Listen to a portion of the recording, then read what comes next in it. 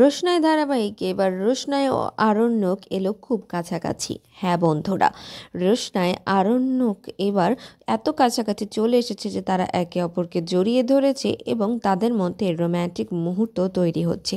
তারা একে অপরের সঙ্গে চোখে হারিয়ে কথা বলছে। রোশনাইকে আরণ্যক এখানে জিজ্ঞেস করছে, আমি যেদিন তোমাকে সিঁদুর পরিয়েছিলাম সেদিন তোমার কেমন লেগেছিল সেটা আমাকে বলো।